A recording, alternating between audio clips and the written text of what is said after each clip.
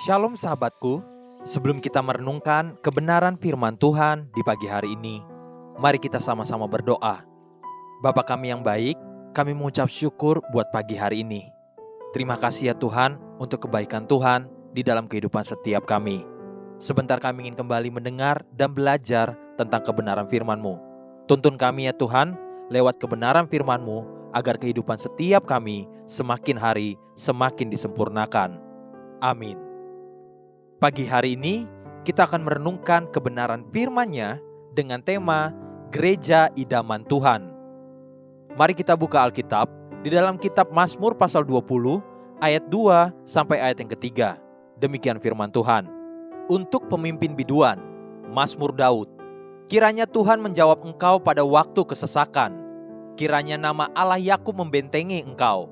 Kiranya dikirimkannya bantuan kepadamu dari tempat kudus dan disokongnya engkau dari Sion.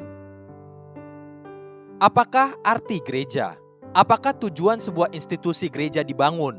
Selain untuk menjadi tempat menyembah Tuhan bersama-sama, ketika untuk pertama kalinya Tuhan berbicara dan memerintahkan umatnya untuk membangun sebuah tempat, a tabernacle untuk Tuhan, Tuhan berpesan demikian. Keluaran pasal 25 ayat 8 sampai ayat yang ke-9. Demikian firman Tuhan. Dan mereka harus membuat tempat kudus bagiku, supaya aku akan diam di tengah-tengah mereka. Menurut segala apa yang kutunjukkan kepadamu, sebagai contoh kemah suci, dan sebagai contoh segala perabotannya. Demikianlah harus kamu membuatnya. Tuhan rindu untuk hadir dan diam di antara umatnya.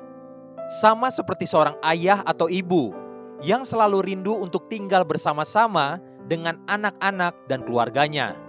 Apa yang diharapkan dari sang ayah untuk kebersamaan itu bukan hanya sekedar untuk memuaskan kerinduan sang ayah sendiri, namun juga untuk memampukan sang ayah mengaplikasikan pembapaannya. Ayah dapat melindungi, mengajar, bahkan memelihara anak-anaknya ketika anak-anak itu berada satu atap dalam rumah bersama ayahnya. Satu ketika, Tuhan Yesus duduk dan memandang kota Yerusalem. Lalu timbullah sebuah pernyataan dari hatinya demikian. Yerusalem, Yerusalem, engkau yang membunuh nabi-nabi dan melempari dengan batu orang-orang yang diutus kepadamu. Berkali-kali aku rindu mengumpulkan anak-anakmu, sama seperti induk ayam mengumpulkan anak-anaknya di bawah sayapnya. Tetapi kamu tidak mau. Matius pasal 23 ayat yang ke-37. Sama seperti induk ayam yang rindu mengumpulkan anak-anaknya di bawah kepak sayapnya, demikianlah Tuhan rindu mengumpulkan kita anak-anaknya. Mengapa? Karena disitulah Tuhan dapat memberikan pemeliharaan, keteduhan, ketentraman, dan keamanan bagi anak-anaknya.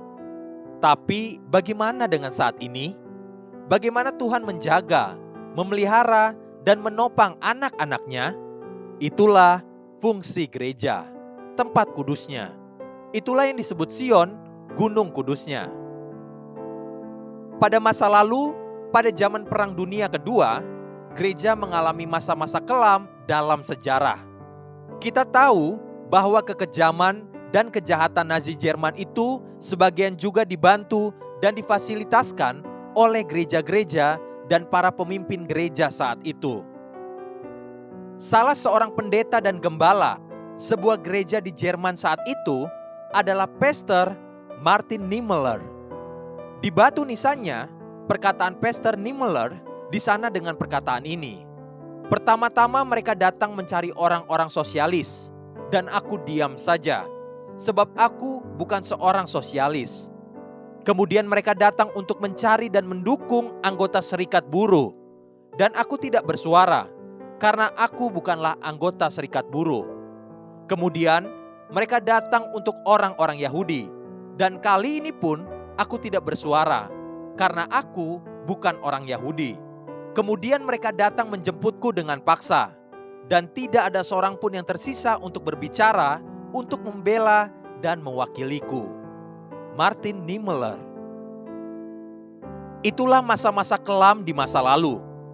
Jika gereja tidak mampu dan bersedia untuk mengerjakan tugas dan panggilannya, maka gereja akan selalu menjadi fasilitator dari kelaliman, bukan sumber kebenaran. Mazmur Daud berkata tentang fungsi gereja seharusnya. Kiranya Tuhan menjawab engkau pada waktu kesesakan. Kiranya nama Allah Yakub membentengi engkau. Kiranya dikirimkannya bantuan, sending help kepadamu dari tempat kudus. Dan disokongnya, strengthen thee, engkau dari Sion. Ada masa-masa di mana manusia akan mengalami kesesakan dan tekanan hidup. Siapapun kita, termasuk anak-anak Tuhan sekalipun. Tugas gereja Tuhanlah untuk memberi bantuan dan menguatkan atau menyokong mereka yang lemah dan sedang tertekan. Jadilah gereja yang demikian. Haleluya. Sahabatku, mari kita sama-sama berdoa. Terima kasih Bapa Surgawi. Aku bersyukur untuk kasih setiamu. Aku mau belajar untuk hidup berkenan dan menjadi gereja seperti yang Engkau idam-idamkan. Amin. Jesus loves you and so do I.